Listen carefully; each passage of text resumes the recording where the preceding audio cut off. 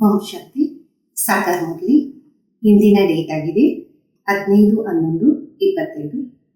मीठे बच्चे, अपने कैरेक्टर सुधारने के लिए याद की यात्रा में रहना है. ಶಿವಬಾಬು ತಿಳಿಸಿದರೆ, ಮದರಾದ ಮಕ್ಕಳೇ, ನಿಮ್ಮ ಕ್ಯಾರೆಕ್ಟರ್ಸ್ ಅನ್ನ ಸುಧಾರಣೆ ಮಾಡಕ್ಕೋಸ್ಕರ ನೆನಪಿನ ಯಾತ್ರೆಯಲ್ಲಿ ಇರಿ. ಯಾದ್ ಕಿ ಹಿ ತುಮೆ ಸದಾ ಸೌಭಾಗ್ಯಶಾಲಿ ಬನಾಯಿ. ತಂದೆಯ ನೆನಪಿ ತಮ್ಮನ್ನ ಸದಾ ಸೌಭಾಗ್ಯಶಾಲಿಯಾಗಿ ಮಾಡುತ್ತೆ. ಪ್ರಶ್ನೆ ಇದೆ, अवस्था के परख किस समय होती अच्छी अवस्था किसकी कहेंगे. ಸ್ಥಿತಿಯ ಒಂದು ಪರೀಕ್ಷೆ ಯಾವ ಸಮಯದಲ್ಲಿ ಆಗುತ್ತೆ, ಒಳ್ಳೆ ಸ್ಥಿತಿ ಅಂತ ಯಾವುದಕ್ಕೆ ಹೇಳಲಾಗುತ್ತೆ? ಗೊತ್ತಾಗಿದೆ. अवस्था के परख बीमारी के समय होती, बीमारी में भी खुशी बनी रहे और खुश मिजाज चेहरे से सबको बाबा की याद दिलाते रहो, यही है अच्छी अवस्था. ಸ್ಥಿತಿ ಚೆನ್ನಾಗಿದೆ ಅಂತ ಅನಾರೋಗ್ಯದ ಸಮಯದಲ್ಲಿ ಗೊತ್ತಾಗುತ್ತೆ. ಅನಾರೋಗ್ಯದಲ್ಲೂ ಖುಷಿಯಾಗಿದ್ದಾಗ, ಮುಖದಲ್ಲಿ ಖುಷಿ ಇದ್ದಾಗ, ಎಲ್ಲರಿಗೂ ತಂದೆಯ ನೆನಪನ್ನ ಕೊಡ್ತಿದ್ದಾಗ ಸ್ಥಿತಿ ಚೆನ್ನಾಗಿದೆ ಅಂತ ಹೇಳಲಾಗುತ್ತೆ. अगर खुद रोएंगे उदास होंगे तो दूसरों को किस मिजाज कैसे बनाएंगे. ಸ್ವಯಂನೇ ಅಳ್ತಿದ್ದು ಉದಾಸರಾಗಿದ್ದಾಗ ಬೇರೆಯವರನ್ನ ಖುಷಿಯಾಗಿ ಹೆಂಗ್ ಮಾಡಕ್ ಸಾಧ್ಯ? ಕುಚ್ ಭಿ ಹೋ ಜಾಯೆ ರೋನಾ ನಹೀ ಹೈ, ಏನೇ ಆಗೋಗ್ಲಿ ಎಂದು ಅಳಬಾರದಾಗಿದೆ. ಓಂ ಶಾಂತಿ. दो अक्षर गाए जाते हैं, सौभाग्यशाली और दुर्भाग्यशाली. सौभाग्य चलता जाता है तो दुर्भाग्य कहा जाता. ಎರಡು ಅಕ್ಷರದ ಗಾಯನವನ್ನ ಮಾಡಲಾಗುತ್ತೆ. ಒಂದು ದುರ್ಭಾಗ್ಯಶಾಲಿ, ಮತ್ತೊಂದು ಸೌಭಾಗ್ಯಶಾಲಿ. सौभाग्य होದಾಗ दुर्भाग्य ಅಂತ ಹೇಳಲಾಗತ್ತಲ್ಲ. स्त्री का पति मर जाता है तो वो भी दुर्भाग्य कहा जाता, अकेली हो जाती.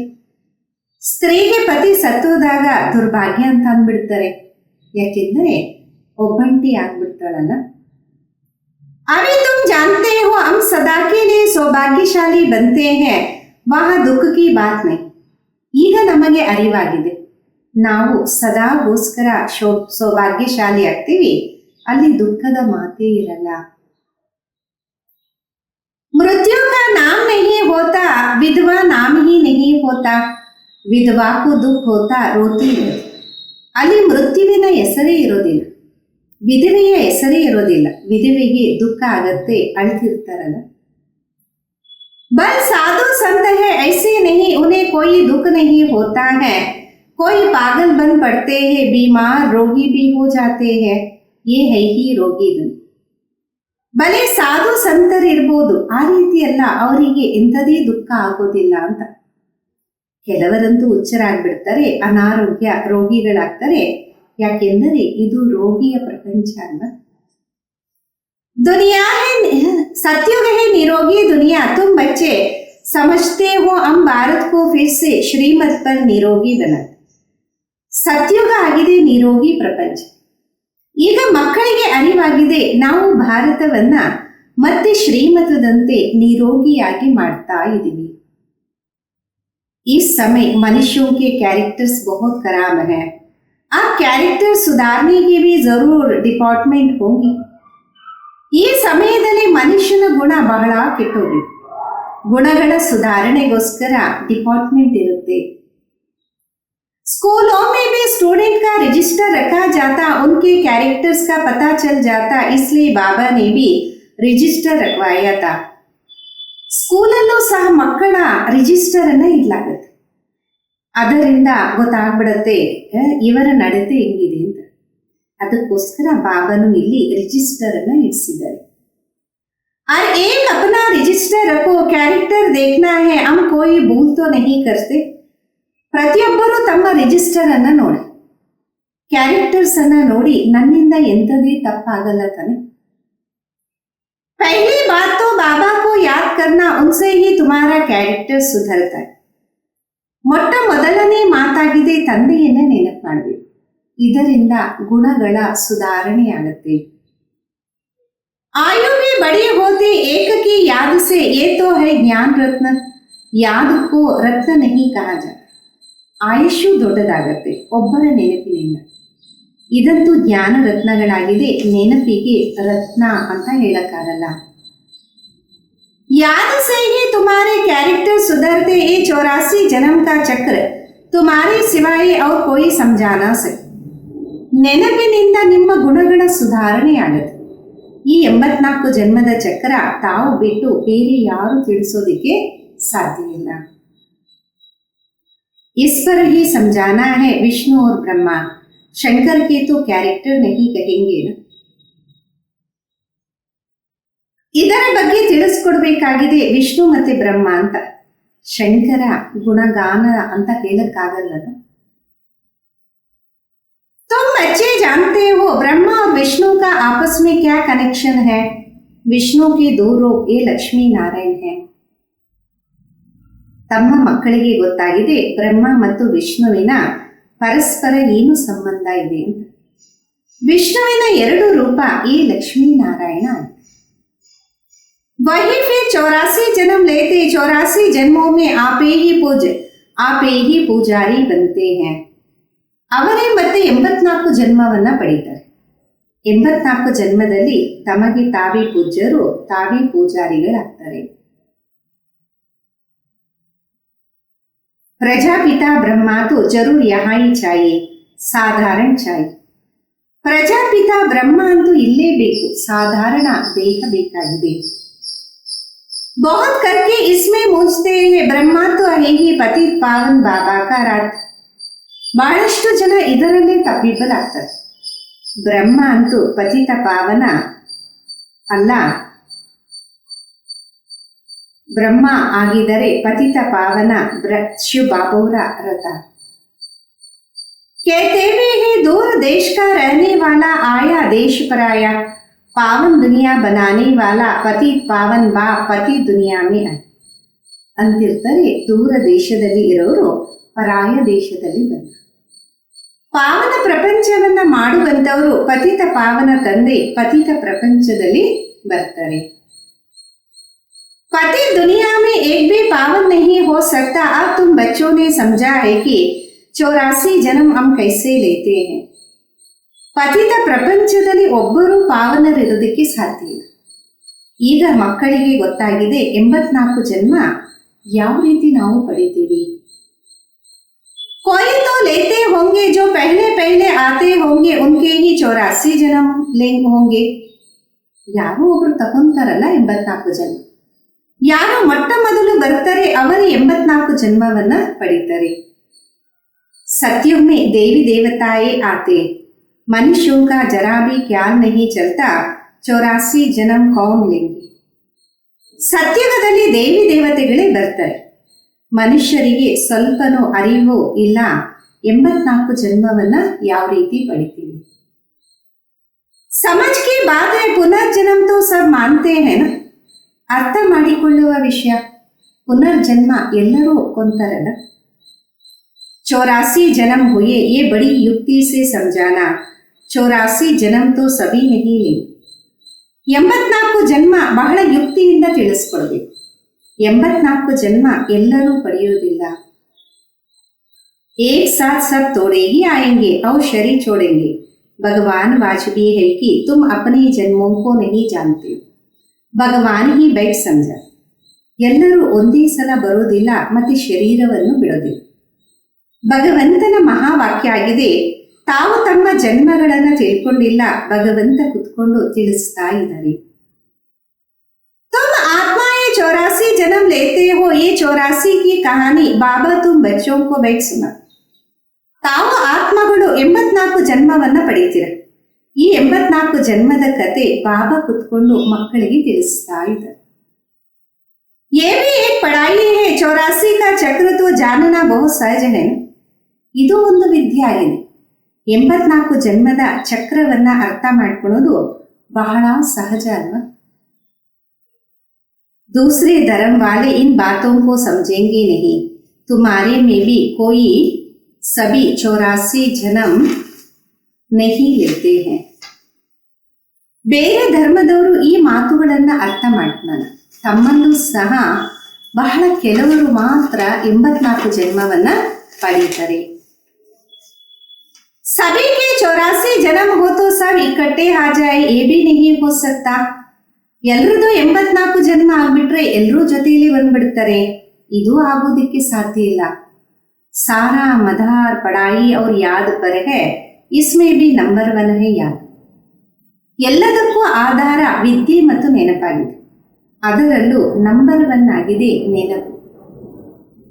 डिफिकल्ट सब्जेक्ट पर मार्क्स ಜಾಸ್ತಿ मिलते उसका प्रभाव भी होता है.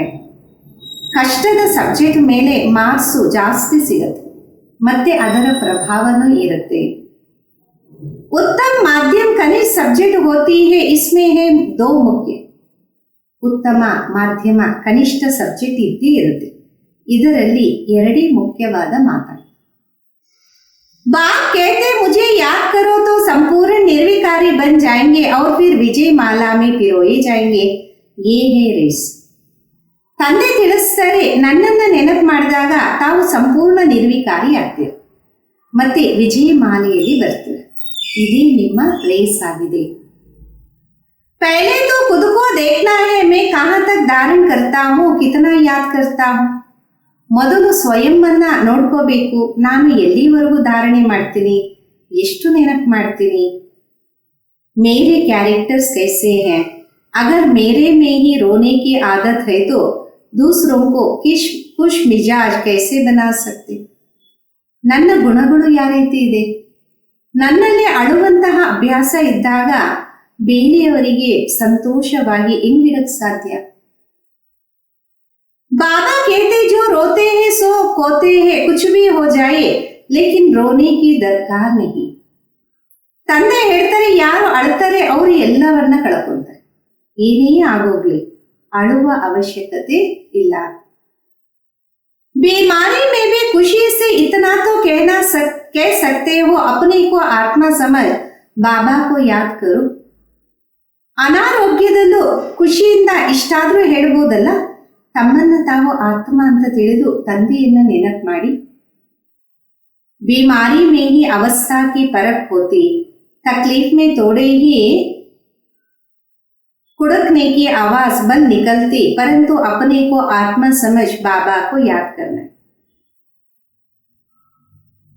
ಅನಾರೋಗ್ಯದಲ್ಲಿ ಖುಷಿಯಾಗಿ ಇದ್ದಾಗ ಹೇಳಾಗತ್ತೆ, ಈ ಆತ್ಮ ತಂದೆಯನ್ನ ನೆನಪು ಮಾಡ್ತೀವಿ. ಅನಾರೋಗ್ಯದಲ್ಲಿ ಸ್ಥಿತಿಯ ಅರಿವು ಅರ್ಥ ಆಗುತ್ತೆ. ಕಷ್ಟ ಇದ್ದಾಗ ಶಬ್ದ ಬರುತ್ತೆ, ಆದರೆ ತಮ್ಮನ್ನು ತಾವು ಆತ್ಮ ಅಂತ ತಿಳಿದು ತಂದೆಯನ್ನ ನೆನಪು ಮಾಡಬೇಕು. बाबा ने पैगाम दिया, पैगंबर मैसेंजर एक शिव बाबा है, दूसरा कोई है ही नहीं. ತಂದೆ ಅಂತೂ ಸಂದೇಶ ಕೊಟ್ಟಿದ್ದಾರೆ, पैगंबर मैसेंजर ಒಬ್ಬ ಶಿವ ಬಾಬಾ ಮತ್ತಾರೂ ಇಲ್ಲ. बाकी जो भी सुनाते सारी भक्ति मार्ग की बातें हैं, इस दुनिया की जो भी चीजें हैं सब विनाशी है. अभी तुमको वहां ले जाते जहां टूट फूट नहीं.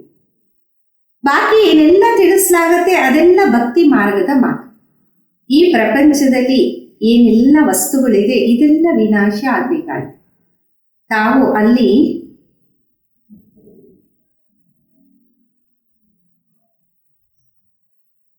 ಕರ್ಕೊಂಡು ಹೋಗ್ತಾರೆ, ಅಲ್ಲಿ ಅರಕುಲು ಮರುಕುಲು ಏನೂ ಇರುವುದಿಲ್ಲ. वहां तो चीजें ही ऐसे अच्छी बनाएंगे जो टूटने का नाम ही नहीं होता. ಅಲ್ಲಿ ವಸ್ತುಗಳನ್ನೇ ಆ ರೀತಿ ಮಾಡಲಾಗತ್ತೆ, ಮುರಿದೋಗುವ ಮಾತೇ ಇರೋದಿಲ್ಲ. यहाँ साइंस से कितनी चीजें बनती, वहां भी तो साइंस जरूर होगा, क्योंकि तुम्हारे लिए बाबा बहुत सुख चाहिए. ಇಲ್ಲಿ ಸೈನ್ಸ್ ಇಂದ ಎಷ್ಟೊಂದು ವಸ್ತುಗಳನ್ನು ತಯಾರು ಮಾಡ್ತಾರೆ, ಅಲ್ಲೂ ಸಹ ಸೈನ್ಸು ಇರುತ್ತೆ, ಯಾಕೆಂದರೆ ನಿಮಗೋಸ್ಕರ ಬಹಳಷ್ಟು ಸುಖ ಅವಶ್ಯಕತೆ ಇದೆ ಅಲ್ಲ. बाबा कहते तुम बच्चों को कुछ भी पता नहीं था, भक्ति मार्ग कब शुरू हुआ, कितना तुमने दुख देखा, ये सब बातें अभी तुम्हारे बुद्धि में है. ತಂದೆ ಅಂತಾರೆ, ತಮ್ಮ ಮಕ್ಕಳಿಗೆ ಏನೂ ಗೊತ್ತಿರಲಿಲ್ಲ, ಭಕ್ತಿ ಮಾರ್ಗ ಯಾವಾಗಿಂದ ಆರಂಭ ಆಯಿತು, ತಾವು ಎಷ್ಟು ದುಃಖವನ್ನ ನೋಡಿದ್ರಿ, ಎಲ್ಲಾ ಮಾತುಗಳು ಈಗ ನಿಮ್ಮ ಬುದ್ಧಿಯಲ್ಲಿದೆ. देवताओं को कहा जाता सर्वगुण संपन्न, फिर वो कलाएं कैसे कम हो गई, अभी तो कोई कला नहीं रही. ದೇವತೆಗಳಿಗೆ ತಿಳಿಸಲಾಗತ್ತೆ ಸರ್ವಗುಣ ಸಂಪನ್ನ, ಮತ್ತೆ ಆ ಕಲೆಗಳೆಲ್ಲ ಯಾವ ರೀತಿ ಕಡಿಮೆ ಕಡಿಮೆ ಆಗೋಯ್ತು. ಈಗಂತೂ ಯಾವುದೇ ಕಲೆ ಇಲ್ವಲ್ಲ. ಚಂದ್ರಮಾ ಕಿ ಭಿ ಧೀರೆ ಧೀರೆ ಕಲಾ ಕಮ್ ಹೋತಿ ಜಾತಿ. ಚಂದ್ರಮಂದು ಸಹ ಮೆಲ್ಲ ಮೆಲ್ಲಗೆ ಕಲೆಗಳು ಕಡಿಮೆ ಆಗ್ತಾ ಹೋಗುತ್ತೆ. तुम जानते हो कि ये दुनिया भी पहले नया है तो वहाँ हर चीज सतो प्रधान फर्स्ट क्लास होती है, फिर पुरानी होते कलाई कम होती जाती. ತಮಗಂತೂ ಅರಿವಿದೆ, ಈ ಪ್ರಪಂಚ ಮೊಟ್ಟ ಮೊದಲು ಹೊಸದಾಗಿರುತ್ತೆ. ಅಲ್ಲಿ ಪ್ರತಿ ವಸ್ತು ಸತೋ ಪ್ರಧಾನ ಫಸ್ಟ್ ಕ್ಲಾಸ್ ಆಗಿರುತ್ತೆ. ಹಳೇದಾಗ್ತಿದ್ದಂಗೆ ಕಲೆಗಳು ಕಡಿಮೆ ಆಗ್ತಾ ಹೋಗುತ್ತೆ. सर्वगुण संपन्न ये लक्ष्मी नारायण है ना. अभी बाबा तुमको सच्ची सच्ची सत्यनारायण की कथा सुना रहे. ಸರ್ವಗುಣ ಸಂಪನ್ನರು ಈ ಲಕ್ಷ್ಮೀ ನಾರಾಯಣ ಆಗಿದ್ದಾರಲ್ಲ, ಈಗ ಬಾಬಾ ತಮಗೆ ಸತ್ಯವಾದ ಸತ್ಯನಾರಾಯಣ ಕಥೆಯನ್ನ ತಿಳಿಸ್ತಾ ಇದ್ದಾರೆ. अभी है रात फिर दिन होता, तुम संपूर्ण बनते हो तो तुम्हारे लिए फिर सृष्टि भी ऐसी. ಈಗಂತೂ ರಾತ್ರಿ ಆಗಿದೆ, ಮತ್ತೆ ಹಗಲಾಗುತ್ತೆ. ತಾವು ಸಂಪೂರ್ಣ ಆಗ್ತೀರಾ, ಆಗ ತಮಗೋಸ್ಕರ ಈ ಸೃಷ್ಟಿನೂ ಅದೇ ರೀತಿ ಬೇಕಲ್ಲ. 5 तत्वों में सतो प्रधान 16 कला संपूर्ण बन जाते, इसलिए शरीर भी तुम्हारी नेचुरल ब्यूटी के होते हैं. 5 ತತ್ವಗಳು ಸತೋ ಪ್ರಧಾನ 16 ಕಲಾ ಸಂಪೂರ್ಣ ಆಗ್ಬಿಡುತ್ತೆ. ಅದಕ್ಕೋಸ್ಕರ ಈ ದೇಹನು ನ್ಯಾಚುರಲ್ ಬ್ಯೂಟಿ ಆಗಿರುತ್ತೆ. सतो प्रधान होते ये सारी दुनिया 16 कला संपूर्ण बन जाती. अभी तो कोई कला नहीं. जो भी बड़े से बड़े लोग हैं अथवा महात्मा आदि हैं, वो बाबा की नॉलेज उनकी तकदीर में है नहीं. ಇವಾಗ ಇಡೀ ಪ್ರಪಂಚ 16 ಕಲಾ ಸಂಪೂರ್ಣ ಆಗ್ತದೆ. ಈಗಂತೂ ಯಾವುದೇ ಕಲೆ ಇಲ್ಲ. ಈಗ ಯಾರು ದೊಡ್ಡ ದೊಡ್ಡ ವ್ಯಕ್ತಿಗಳಿದ್ದಾರೆ, ಮಹಾತ್ಮರಿದ್ದಾರೆ, ಅವರ ಅದೃಷ್ಟದಲ್ಲಿ ತಂದೆಯ ಜ್ಞಾನವನ್ನ ಅರ್ಥ ಮಾಡ್ಕೊಳ್ಳೋದು ಇಲ್ಲವೇ ಇಲ್ಲ. ಉನೋಕೋ ಅಪನಾ ಹಿ ಗಮಂಡ ಹೈ, ಬಹುತ್ ಕರ್ಕೆ ಹೈ ಹಿ ಗರೀಬ್ ಕಿ ತಕದೀರ್ ಮೇ. ಅವರಿಗೆ ತಮ್ಮದೇ ಆದಂತಹ ಅಹಂಕಾರ ಇರುತ್ತೆ. ಬಹಳಷ್ಟು ಜನ ಬಡವರ ಅದೃಷ್ಟದಲ್ಲಿ ಇರುತ್ತೆ. कोई कहते इतना उच्च बाप है, उनको तो कोई बड़े राजा अथवा पवित्र ऋषि आदि के तन में आना चाहिए. ಕೆಲವರಂದರೆ ಇಷ್ಟು ಶ್ರೇಷ್ಠವಾದಂತಹ ತಂದೆ ಅವರು ಬಹಳ ದೊಡ್ಡ ರಾಜ ಅಥವಾ ಪವಿತ್ರವಾದ ಋಷಿಯ ದೇಹದಲ್ಲಿ ಬರಬೇಕು. पवित्र होते ही सन्यासी बाबा में समझाते मैं किसमें आता हूँ, मैं आता उसमें हूँ जो पूरे 84 जन्म लेते. ಸನ್ಯಾಸಿಗಳು ಪವಿತ್ರವಾಗಿರ್ತಾರೆ. ಬಾಬಾ ತಿಳಿಸ್ತಾರೆ, ನಾನು ಯಾರ ತನುವಿನಲ್ಲಿ ಬರ್ತೀನಿ, ಯಾರ ದೇಹದಲ್ಲಿ ಬರ್ತೀನಿ, ಅವರು ಪೂರ್ತಿ 84 ಜನ್ಮವನ್ನ ಪಡೆದಿರ್ತಾರೆ. एक दिन में कम नहीं, श्री कृष्ण पैदा हुआ उस समय से 16 कला संपूर्ण ठहरा, फिर सतो रजो तमो में आते. ಒಂದು ದಿನನೂ ಕಡಿಮೆ ಜಾಸ್ತಿ ಇರೋದಿಲ್ಲ. ಯಾವತ್ತು ಶ್ರೀಕೃಷ್ಣ ಜನ್ಮವನ್ನ ಪಡಿತಾನೆ ಆವತ್ತಿನ ಸಮಯದಿಂದ 16 ಕಲಾ ಸಂಪೂರ್ಣನಾಗಿ ಇರ್ತಾರೆ. ನಂತರ सतो रजो तमोದಲ್ಲಿ ಬರ್ತಾರೆ. हर चीज पहले सतो प्रधान फिर सतो रजो तमो में आती, सतयुग में भी ऐसे होता है. ಪ್ರತಿಯೊಂದು ವಸ್ತು ಮೊದಲು ಸತೋ ಪ್ರಧಾನ, ನಂತರ ಸತೋ ರಜೋ ತಮೋದಲ್ಲಿ ಬರುತ್ತೆ. ಸತ್ಯುಗದಲ್ಲೂ ಸಹ ಅದೇ ರೀತಿ ಇರುತ್ತೆ. बच्चा सतो प्रधान है, फिर बड़ा होगा तो कहेगा अब हमारा शरीर छोड़ सतो प्रधान बच्चा बनता हूं. ಮಗು ಸತೋ ಪ್ರಧಾನ ಆಗಿರುತ್ತೆ, ಮತ್ತೆ ದೊಡ್ಡದಾಗತ್ತೆ, ಹೇಳತ್ತೆ ನಾನು ಈ ದೇಹವನ್ನ ಬಿಟ್ಟು ನಂತರ ಸತೋ ಪ್ರಧಾನ ಮಗುವಾಗ್ತದೆ. तुम बच्चों को इतना नशा नहीं, खुशी का पारा नहीं चढ़ता है. ತಮ್ಮ ಮಕ್ಕಳಲ್ಲಿ ಅಷ್ಟೊಂದು ನಶೆ ಇಲ್ಲ, ಖುಷಿಯ ಪಾರ ಬೆಳೆಯೋದೇ ಇಲ್ವಲ್ಲ. जो अच्छी मेहनत करते खुशी का पारा चढ़ जाता है. ಯಾರು ಚೆನ್ನಾಗಿ ಶ್ರಮ ಮಾಡ್ತಾರೆ ಅವರಲ್ಲಿ ಖುಷಿಯ ಪಾರ ಬೆಳೆಯುತ್ತೆ. शकल भी खुश नमः रहती, आगे चल तुमको साक्षात्कार होता रहे. ಮುಖನೂ ಸಹ ಹರ್ಷಿತವಾಗಿ ಖುಷಿಯಾಗಿ ಇರುತ್ತೆ. ಇನ್ನು ಮುಂದೆ ಹೋಗ್ತಾ ಹೋಗ್ತಾ ತಮಗೂ ಸಾಕ್ಷಾತ್ಕಾರ ಆಗತ್ತೆ. जैसे घर के नजदीक आकर पहुंचते है तो फिर वो घर बार मकान आदि याद आता है ना, ये भी ऐसे ही है. ಯಾವ ರೀತಿ ಮನೆ ಹತ್ತಿರ ಹೋಗ್ತಿದ್ದಂಗೆ ಮನೆ ಎಲ್ಲನೂ ಕಾಣಿಸ್ತಾ ಇರುತ್ತೆ, ನೆನಪು ಬರ್ತಿರುತ್ತಲ್ಲ, ಇದು ಸಹ ಅದೇ ರೀತಿ. पुरुषार्थ करते करते तुम्हारे प्रारब्ध जब नजदीक होंगे तो फिर बहुत साक्षात्कार होते रहेंगे, ಖುಷಿ में रहेंगे. ಪುರುಷಾರ್ಥ ಮಾಡ್ತಾ ಮಾಡ್ತಾ ಯಾವಾಗ ಪ್ರಾರಬ್ಧ ಬಹಳ ಹತ್ತಿರ ಬರುತ್ತೆ ಆಗ ಬಹಳ ಸಾಕ್ಷಾತ್ಕಾರ ಆಗ್ತಾ ಇರುತ್ತೆ, ಖುಷಿನೂ ಇರುತ್ತೆ. जो नापास होते तो शर्म के मारे डूब मरते हैं, तुमको भी बाबा बता देते फिर बहुत पश्चाताप करना पड़ेगा. ಯಾರು ಫೈಲ್ ಆಗ್ತಾರೆ ನಾಚಿಕೆಯಿಂದ ಎಲ್ಲಾದರೂ ಮುಳುಗಿ ಸಾಯ್ತಾರೆ. ಬಾಬಾನ ನಿಮ್ಗೆ ಎಲ್ಲವನ್ನ ತಿಳಿಸ್ತಾರೆ, ನಂತರ ಬಹಳಷ್ಟು ಪಶ್ಚಾತ್ತಾಪ ಆಗುತ್ತೆ. अपने भविष्य का साक्षात्कार करेंगे, क्या बनेंगे? बाबा दिखाते ये विक्रम आदि किए. ಭವಿಷ್ಯದ ಸಾಕ್ಷಾತ್ಕಾರವನ್ನ ಮಾಡಿಸ್ತಾರೆ. ನಾವೇನ್ ಮಾಡಿದ್ವಿ ಬಾಬಾ ತೋರಿಸ್ತಾರೆ, ಇಂತಿಂತ ವಿಕರ್ಮಗಳನ್ನ ಮಾಡಿದ್ರಿ. पूरा पढ़ते नहीं ट्रेटर बने इसलिए सजा मिलती, सब साक्षात्कार होगा.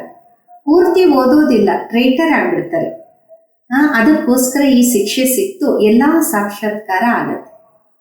बिगड़ साक्षात्कार सजा कैसे देंगे, कोर्ट में भी बताते हैं तुमने ये किया उसकी ये सजा है. ಸಾಕ್ಷಾತ್ಕಾರ ಇಲ್ಲದೆ ಶಿಕ್ಷೆಯನ್ನು ಯಾವ ರೀತಿ ಕೊಡೋದು?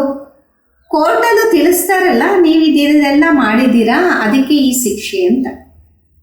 जब तक कर्मातीत अवस्था हो जाए तब तक कुछ ना कुछ निशानी रहेंगी, आत्मा पवित्र हो जाती फिर तो शरीर छोड़ना पड़े.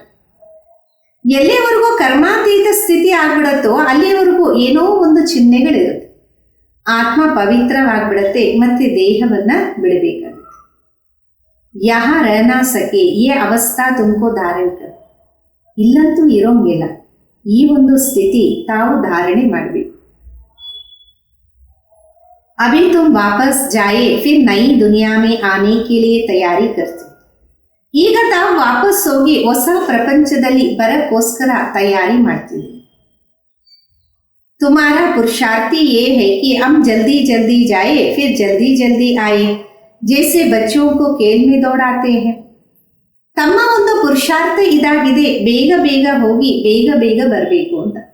ಯಾವ ರೀತಿ ಮಕ್ಕಳಿಗೆ ಆಟವನ್ನ ಆಡಿಸುವಾಗ ಓಡಿಸ್ತೀವಲ್ಲ, निशानी तक जाकर फिर लौट आना, तुमको भी जल्दी जल्दी जाना है फिर पहले नंबर में नई दुनिया में आना. ಲಕ್ಷ್ಯದವರೆಗೂ ಹೋಗಿ ಮತ್ತೆ ವಾಪಸ್ ಬರಬೇಕು. ತಾವು ಸಹ ಬೇಗ ಬೇಗ ಹೋಗಿ ಮತ್ತೆ ಮೊದಲನೇ ನಂಬರ್ ಅಲ್ಲಿ ಹೊಸ ಪ್ರಪಂಚಕ್ಕೆ ಬರಬೇಕು. तो तुम्हारी रेस है ये, स्कूल में भी रेस कराते हैं ना, तुम्हारा है ये प्रवृत्ति मन. ಇದು ನಿಮ್ಮ ರೇಸ್ ಆಗಿದೆ, ಸ್ಕೂಲಲ್ಲೂ ರೇಸ್ ಮಾಡಿಸ್ತಾರಲ್ಲ, ನಿಮ್ಮದಾಗಿದೆ ಪ್ರವೃತ್ತಿ ಮಾರ್ಗ. तुम्हारा पहले पहले पवित्र गृहस्थ धर्म था, अभी है विशेष फिर वाइसलेस वर्ल्ड बनेगा.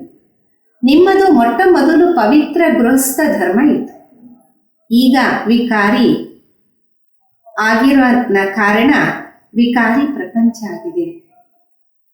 इन बातों को तुम सिमरन करते रहो तो भी बहुत खुशी रहेंगे, हम ही राज्य लेते फिर गवाते हैं.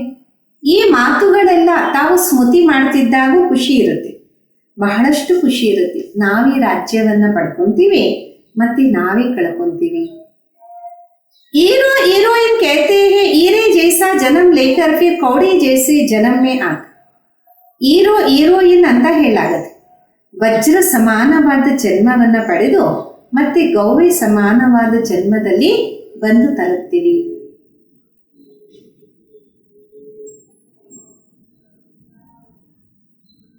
अभी बाबा कहते तुम कौड़ियों पिछाड़ी टाइम वेस्ट मत करो, ये कहते हैं हम भी टाइम वेस्ट करते थे. ಈಗ ತಂದೆ ತಿಳಿಸ್ತಾರೆ, ಗವ್ಯಗಳ ಹಿಂದೆ ನಿಮ್ಮ ಸಮಯವನ್ನ ವ್ಯರ್ಥ ಮಾಡಬೇಕು. ಇವರು ಸಹ ಹೇಳ್ತಾರೆ, ನಾವು ಸಮಯವನ್ನ ವ್ಯರ್ಥ ಮಾಡಿದ್ವಿ. तो हमको भी कहा अब तो तुम मेरा बनकर ये रूहानी धंधा करो, तो जट सब कुछ छोड़ दिया. ನನಗೂ ತಿಳಿಸಲಾಯಿತು, ನನ್ನನ್ನ ತಮ್ಮವರಾಗಿ ಮಾಡಿಕೊಂಡು ಈ ಆತ್ಮಿಕ ವ್ಯಾಪಾರವನ್ನ ಮಾಡು ಅಂತ ಹೇಳಿದ್ರು. ತಕ್ಷಣ ಎಲ್ಲವನ್ನ ಬಿಟ್ಟೆ. पैसे कोई फेंक तो नहीं देंगे, पैसे तो काम में आते हैं ना. ಹಣ ಅಂತೂ ಬಿಸಾಕೋದಿಲ್ಲ, ಹಣ ಅಂತೂ ಕೆಲಸಕ್ಕೆ ಬರುತ್ತಲ್ಲ. पैसे बिना कोई मकान आदि थोड़े ही मिल सकता. आगे चल बड़ी बड़ी धनवान आएंगे, तुमको मदद देते रहे. ಹಣ ಇಲ್ಲದೆ ಮನೆ ಸಿಗತ್ತೇನು? ಮುಂದೆ ಹೋಗ್ತಾ ಹೋಗ್ತಾ ದೊಡ್ಡ ದೊಡ್ಡ ಧನವಂತರು ಬರ್ತಾರೆ, ತಮಗೆ ಸಹಯೋಗವನ್ನ ನೀಡ್ತಾ ಇರ್ತಾರೆ. एक दिन तुमको बड़े बड़े कॉलेज यूनिवर्सिटी में भी जाकर भाषण करना होगा कि ये सृष्टि का चक्र कैसे फिरता. ಒಂದು ದಿನ ಆ ರೀತಿನೂ ಬರುತ್ತೆ, ತಾವು ದೊಡ್ಡ ದೊಡ್ಡ ಕಾಲೇಜ್ ಯೂನಿವರ್ಸಿಟಿಗೆ ಹೋಗಿ ಭಾಷಣವನ್ನ ಮಾಡ್ತೀರ. ಈ ಸೃಷ್ಟಿ ಚಕ್ರದ ಚರಿತ್ರೆ ಭೂಗೋಳವನ್ನ ತಾವು ತಿಳಿಸ್ತೀರಾ, ಯಾವ ರೀತಿ ಇದು ತಿರುಗತ್ತೆ.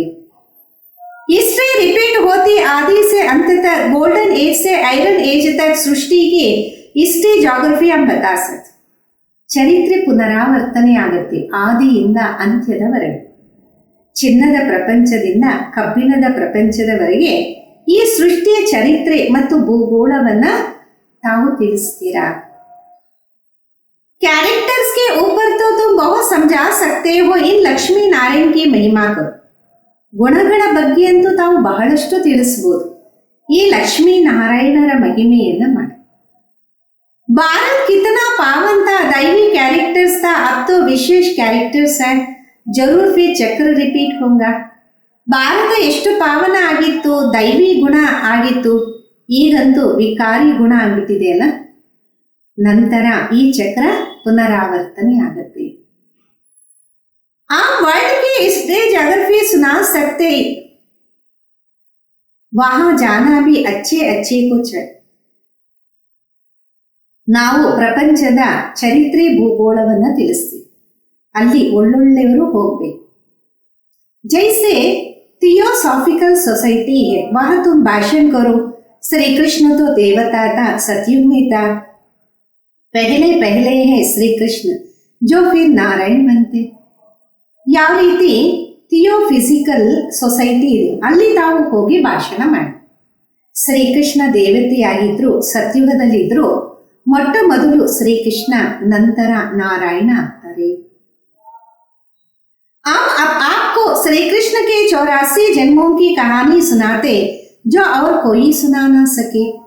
ನಾವು ತಮಗೆ ಶ್ರೀಕೃಷ್ಣನ 84 ಜನ್ಮದ ಕಥೆಯನ್ನ ತಿಳಿಸ್ತೀವಿ, ಮತ್ಯಾರು ಇದನ್ನ ತಿಳಿಸಕ್ಕೆ ಸಾಧ್ಯ ಇಲ್ಲ.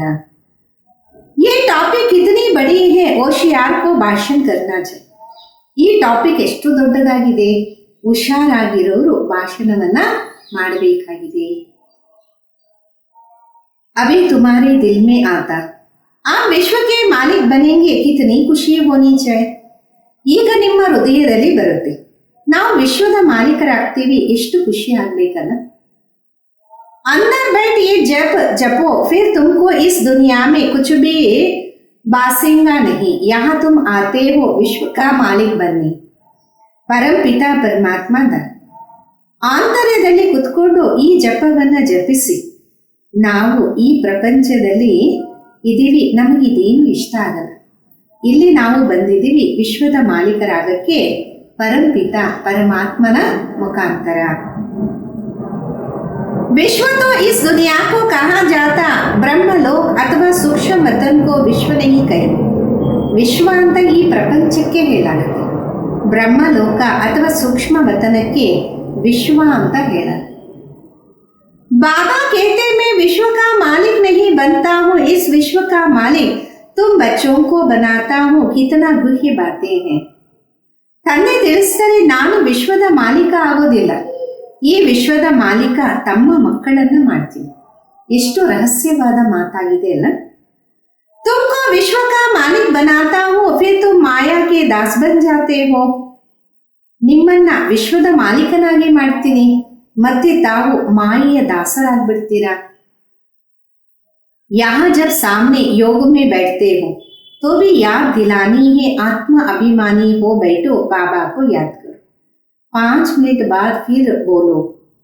ಯಾವಾಗ ಇಲ್ಲಿ ಸಮ್ಮುಖದಲ್ಲಿ ಯೋಗದಲ್ಲಿ ಕುತ್ಕೊಂತೀರಾ, ಆವಾಗ ನೆನಪನ್ನ ಕೊಡಿಸ್ಬೇಕು, ನಾನು ಆತ್ಮ ಅಭಿಮಾನಿಯಾಗಿ ಕುತ್ಕೋಬೇಕು. ತಂದೆಯನ್ನ ನೆನಪು ಮಾಡಿ. 5 ನಿಮಿಷದ ನಂತರ ಮತ್ತೆ ತಿಳಿಸಿ. तुम्हारे योग के प्रोग्राम चलते हैं, बहुतों की बुद्धि बाहर चली जाती, इसलिए 5-10 मिनट बाद फिर सावधान करना चाहिए. ತಮ್ಮದ ಯೋಗದ ಪ್ರೋಗ್ರಾಂ ನಡೆಯುತ್ತೆ, ಬಹಳಷ್ಟು ಜನರ ಬುದ್ಧಿ ಯೋಗ ಹೊರಗಡೆ ಹೋಗ್ಬಿಡುತ್ತೆ. ಅದಕ್ಕೋಸ್ಕರ 5 ನಿಮಿಷದ ನಂತರ ಎಚ್ಚರಿಕೆಯನ್ನು ನೀಡಲಾಗುತ್ತೆ. अपने को आत्मा समझ बैठो, बाबा को याद करते रहते हो तो खुद का भी अटेंशन रहेगा. ತಮ್ಮನ್ನ ತಾವು ಆತ್ಮ ಅಂತ ತಿಳಿದು ಕೂತಿದ್ದೀರಾ, ತಂದೆಯನ್ನ ನೆನಪು ಮಾಡ್ತಿದ್ದೀರಾ, ಈ ರೀತಿ ಕೇಳಿದಾಗ ತಮ್ಮ ಮೇಲೇನು ಅಟೆನ್ಷನ್ ಹೋಗುತ್ತಲ್ಲ. ಬಾಬಾ ये सब युक्तियां बताते, ಗಡಿ ಗಡಿ ಸಾವಧಾನ್ ಕರು. ತಂದೆ ಈ ಎಲ್ಲಾ ಯುಕ್ತಿಗಳನ್ನ ತಿಳಿಸ್ತಾರೆ, ಗಡಿ ಗಡಿ ಎಚ್ಚರಿಸ್ತಾ ಇರಿ. अपने को आत्मा समझ बाबा की याद में बैठ जाओ, जो जितना बुद्धियोग भटकता होगा वह कड़े हो जाएंगे. ತಮ್ಮನ್ನ ತಾವು ಆತ್ಮ ಅಂತ ತಿಳಿದು ತಂದೆಯ ನೆನಪಿನಲ್ಲಿ ಕುತ್ಕೊಂಡಿರ್ತೀರಾ. ಯಾರ ಬುದ್ಧಿಯೋಗ ಹಲಿತಾ ಇರುತ್ತೆ ಅವರು ಎದ್ದು ನಿಂತ್ಕೊಂತಾರೆ.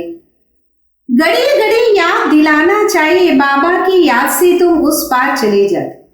ಗಡಿ ಗಡಿ ನೆನಪು ಕೊಡಬೇಕಾಗುತ್ತೆ. ತಂದೆಯ ನೆನಪಿನಿಂದ ತಾವು ಆ ತೀರಕ್ಕೆ ಹೋಗಿ ಸೇರ್ತೀರಿ. ಗಾತೆ ಬಿ ಹೇ ಕಿವಯ್ಯ ನಯ್ಯ ಮೇರೆ ಪಾರ್ ಲಗಾವೋ. ಗಾಯನನು ಮಾಡಲಾಗತ್ತಲ್ಲ, ಅಂಬಿಗ ನನ್ನ ದೋಣಿಯನ್ನ ತೀರದಲ್ಲಿ ಸೇರಿಸಿ. परंतु अर्थ को नहीं जानते, मुक्तिधाम में जाने के लिए आधा कल भक्ति की. ಆದ್ರೆ ಅರ್ಥವನ್ನ ಅರ್ಥ ಮಾಡ್ಕೊಳ್ಳಲ್ಲ. ಮುಕ್ತಿಧಾಮವನ್ನ ತಲುಪಕ್ಕೋಸ್ಕರ ಅರ್ಧ ಕಲ್ಪ ಭಕ್ತಿಯನ್ನ ಮಾಡ್ತಾರೆ. ಆ ಬಾಬಾ कहते मुझे याद करो तो मुक्तिधाम में चले जाएंगे, तुम बैठे हो पाप कटने के लिए तो फिर पाप करने तोड़े चाहिए. ಈಗ ತಂದೆ ಹೇಳ್ತಾರೆ ನನ್ನನ್ನ ನೆನಪು ಮಾಡಿ, ಆಗ ತಾವು ಮುಕ್ತಿಧಾಮವನ್ನ ತಲುಪ್ತೀರಿ. ತಾವು ಇಲ್ಲಿ ಕೂತಿದ್ದೀರಾ ಪಾಪವನ್ನ ಕಟ್ ಮಾಡಕ್ಕೆ, ಮತ್ತೆ ಪಾಪವನ್ನ ಮಾಡಬಾರ್ದಲ್ಲ. नहीं तो फिर पाप रह जाएगा. नंबर 1 ये पुरुषार्थ है, अपने को आत्मा समझ बाबा को याद कर. ಇಲ್ಲ ಅಂದರೆ ಪಾಪ ಉಳ್ಕೊಂಡ್ಬಿಡುತ್ತೆ. ನಂಬರ್ 1 ಪುರುಷಾರ್ಥ ಆಗಿದೆ, ತಮ್ಮನ್ನ ತಾವು ಆತ್ಮ ಅಂತ ತಿಳಿದು ತಂದೆಯನ್ನ ನೆನಪು ಮಾಡಿ. ऐसे सावधान करते रहने से अपना भी अटेंशन रहेगा, खुद को भी सावधान कर. ಈ ರೀತಿ ಎಚ್ಚರಿಸ್ತಾ ಇದ್ದಾಗ ತಮ್ಮ ಮೇಲೆ ತಮಗೆ ಅಟೆನ್ಷನ್ ಇರುತ್ತೆ, ಸ್ವಯಂ ಮೇಲೆ ಎಚ್ಚರಿಕೆಯನ್ನು ನೀಡಬೇಕು. खुद भी याद में बैठ तब औरों को बिठाओ, हम आत्मा है, जाते हैं अपने घर, फिर आकर राज्य करेंगे. ಸ್ವಯಂ ನೆನಪಿನಲ್ಲಿ ಕುತ್ಕೊಂಡು ಇತರರನ್ನ ತೋರಿಸಿ, ನಾನು ಆತ್ಮ, ಮನೆಯನ್ನ ತಲುಪ್ತಾ ಇದ್ದೀನಿ, ಮತ್ತೆ ಬಂದು ರಾಜ್ಯವನ್ನ ಮಾಡೋಣ. अपने को शरीर समझना ये भी एक कड़ी बीमारी है, इसलिए ही ये सब रसा ताल में चले गए, उसको फिर साल्वेज करना है. ತಮ್ಮನ್ನ ತಾವು ಶರೀರ ಅಂತ ತಿಳ್ಕೊಳ್ಳೋದು ಬಹಳ ದೊಡ್ಡ ಅನಾರೋಗ್ಯ ಆಗಿದೆ. ಅದಕ್ಕೋಸ್ಕರ ಈ ರಸ ತಾಳದಲ್ಲಿ ಅಂದ್ರೆ ಕೊಳಕಿನಲ್ಲಿ ಹೋಗಿ ಸಿಕ್ಕಾಕೊಂಡಿದ್ದಾರೆ. ಅವರಿಗೂ ಸಹ ನಾವು ಸಹಯೋಗವನ್ನ ನೀಡಬೇಕು. अच्छा, मीठे मीठे सिखिलदे बच्चों प्रति माता पिता बाप दादा का याद प्यार और गुड मॉर्निंग.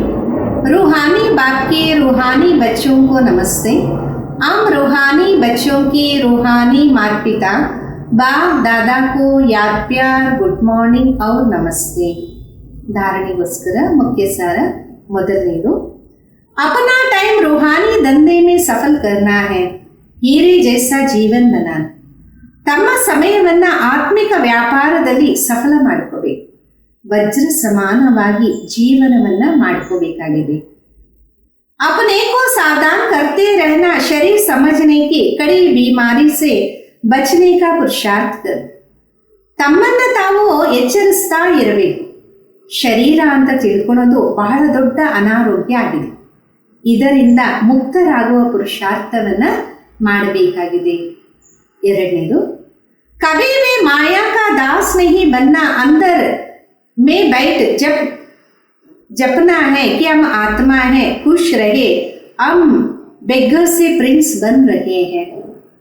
ಎಂದೇ ಆಗಲಿ ಮಾಯೆಗೆ ದಾಸರಾಗಬಾರ್ದಾಗಿದೆ. ಆಂತರ್ಯದಲ್ಲಿ ಕುತ್ಕೊಂಡು ಜಪವನ್ನ ಜಪಿಸಬೇಕು. ನಾನು ಆತ್ಮನಾಗಿದೆ. ಖುಷಿಯಲ್ಲಿರಬೇಕು. ನಾವು ಭಿಕ್ಷಕರಿಂದ ರಾಜಕುಮಾರರು ಆಗ್ತಾ ಇದ್ದೀವಿ. ಇಂದಿನ ವರದಾನ, अनुभवों की गुह्यता की प्रयोगशाला में रह नहीं रिसर्च करने वाले अंतर्मुखी भव. ಅನುಭವಗಳ ಗುಹ್ಯ ಪ್ರಯೋಗಶಾಲೆಯಲ್ಲಿ ಇದ್ದು ಹೊಸ ರಿಸರ್ಚ್ ಮಾಡುವಂತವರು ಅಂತರ್ಮುಖಿ ಭವ. जब स्वयं में पहले सर्व अनुभव प्रत्यक्ष होंगे तब प्रत्यक्षता होंगे. इसके लिए अंतर्मुखी बन याद की यात्रा अथवा हर प्राप्ति की गुह्यता में जाकर रिसर्च करो. ಯಾವಾಗ ಸ್ವಯಂ ಮೊಟ್ಟ ಮೊದಲು ಸರ್ವ ಅನುಭವಗಳ ಪ್ರತ್ಯಕ್ಷತೆಯನ್ನ ಮಾಡ್ತೀರಾ ಆಗ ಪ್ರತ್ಯಕ್ಷತೆ ಆಗುತ್ತೆ. ಅದಕ್ಕೋಸ್ಕರ ಅಂತರ್ಮುಖಿಯಾಗಿ ನೆನಪಿನ ಯಾತ್ರೆಯಲ್ಲಿ ಪ್ರತಿ ಪ್ರಾಪ್ತಿಯ ಗುಹ್ಯತೆಯಲ್ಲಿ ಹೋಗಿ ರಿಸರ್ಚ್ ಮಾಡಿ. संकल्प धारण करो फिर उसका परिणाम व सिद्धि देखो. जो संकल्प किया वो सिद्ध हुआ या नहीं. ಸಂಕಲ್ಪವನ್ನ ಧಾರಣೆ ಮಾಡಿ ಮತ್ತೆ ಅದರ ಪರಿಣಾಮ ಸಿದ್ಧ ಆಗತ್ತಾ ಇಲ್ವಾ ನೋಡಿ. ಸಂಕಲ್ಪ ಮಾಡಿದೀರಾ, ಅದು ಸಿದ್ಧ ಆಯ್ತಾ ಇಲ್ವಾ. ऐसे अनुभवों की गुह्यता की प्रयोगशाला में रहो जो महसूस हो कि ये सब कोई विशेष लगन में मगन इस संसार से उपराम है. ಈ ರೀತಿಯ ಅನುಭವಗಳ ಗುಹ್ಯದ ಪ್ರಯೋಗಶಾಲೆಯಲ್ಲಿ ಆ ರೀತಿಯ ಅನುಭವ ಆಗಬೇಕು. ಇವರು ಯಾವುದೋ ಒಂದು ವಿಶೇಷ ಆಸಕ್ತಿಯಲ್ಲಿ ನಿಮಗ್ನರಾಗಿದ್ದರೆ ಈ ಪ್ರಪಂಚದಿಂದ उपरामरागिದ್ದಾರೆ. कर्म करते योग के पावरफुल स्टेज में रहने का अभ्यास बढ़ाओ. ಕರ್ಮವನ್ನ ಮಾಡ್ತಿದ್ರೂ ಸಹ ಯೋಗದ ಪವರ್ಫುಲ್ ಸ್ಥಿತಿಯಲ್ಲಿ ಇರುವ ಅಭ್ಯಾಸವನ್ನ ಬೆಳೆಸ್ತಾ ಇರಿ. जैसे वाणी में आने का अभ्यास है ऐसे रूहानियत में रहने का अभ्यास कर. ಯಾವ ರೀತಿ ಶಬ್ದದಲ್ಲಿ ಇರುವ ಅಭ್ಯಾಸವನ್ನ ಮಾಡಿದ್ದೀರಾ ಆ ರೀತಿ ಆತ್ಮೀಯತೆಯಲ್ಲಿ ಇರುವ ಅಭ್ಯಾಸವನ್ನ ಹಾಕಿ. ಸ್ಲೋಗನ್ ಆಗಿದೆ, संतुष्टता की सीट पर बैठ परिस्थिति का खेल देखने वाले ही संतुष्ट मणि है. ಸಂತುಷ್ಟತೆಯ ಸೀಟಲ್ಲಿ ಕುತ್ಕೊಂಡು ಪರಿಸ್ಥಿತಿಗಳ ಆಟವನ್ನ ನೋಡುವವರೇ ಸಂತುಷ್ಟ ಮಣಿಯಾಗಿದ್ದಾರೆ. ಅವ್ಯಕ್ತ ಇಶಾರೆ, ಅಶರೀರಿ ವ ವಿದೇಹಿ ಸ್ಥಿತಿ का ಅಭ್ಯಾಸ ಬಡ. ಅಶರೀರಿ ಅಥವಾ ವಿದೇಹಿ ಸ್ಥಿತಿಯ ಅಭ್ಯಾಸವನ್ನ ಬೆಳೆಸಿ. जैसे अट योगी अपने श्वास को जितना समय चाहे उतना समय रोक सकते. आप सहज योगी, स्वतः योगी, सदा योगी, कर्म योगी, श्रेष्ठ योगी अपने संकल्प को, श्वास को प्राणेश्वर बाबा के ज्ञान के आधार पर जो संकल्प, जैसा संकल्प, जितना समय करना चाहो उतना समय उसी संकल्प में स्थित हो जाओ. ಯಾವ ರೀತಿ ಹಠ ಯೋಗಿಗಳು ತಮ್ಮ ಶ್ವಾಸವನ್ನ ಎಷ್ಟು ಸಮಯ ಬೇಕೋ ಅಷ್ಟು ಸಮಯ ನಿಲ್ಲಿಸ್ತಾರೆ. ತಾವಂತೂ ಸಹಜ ಯೋಗಿ, ಸ್ವತಃ ಯೋಗಿ, ಸದಾ ಯೋಗಿ, ಕರ್ಮಯೋಗಿ, ಶ್ರೇಷ್ಠ ಯೋಗಿ. ತಮ್ಮ ಸಂಕಲ್ಪಗಳನ್ನ, ಶ್ವಾಸವನ್ನ ಪ್ರಾಣೇಶ್ವರರಾದ ತಂದೆಯ ಜ್ಞಾನದ ಆಧಾರದ ಮೇಲೆ ಏನು ಸಂಕಲ್ಪ, ಯಾವ ರೀತಿ ಸಂಕಲ್ಪ, ಎಷ್ಟು ಸಮಯ ಮಾಡಬೇಕು ಅಷ್ಟೇ ಸಮಯ ಅದೇ ಸಂಕಲ್ಪದಲ್ಲಿ स्थितरागी. अभी अभी शुद्ध संकल्प में रमण करो. अभी अभी एक ही लगन अर्थात एक ही बाप से मिलन की, एक ही अशरीरी बनने के शुद्ध संकल्प में स्थित हो जाओ. ಈಗೀಗ ಶುದ್ಧ ಸಂಕಲ್ಪದ ಚಿಂತನೆಯನ್ನ ಮಾಡಿ. ಈಗೀಗ ಒಂದೇ ಆಸಕ್ತಿಯಲ್ಲಿ, ಅಂದರೆ ಒಬ್ಬರ ತಂದೆಯ ಮಿಲನದಲ್ಲಿ ಇರಿ. ಒಂದೇ ಅಶರೀರಿ ಆಗುವ ಶುದ್ಧ ಸಂಕಲ್ಪದಲ್ಲಿ ಸ್ಥಿತರಾಗಿ. ಓಂ ಶಾಂತಿ.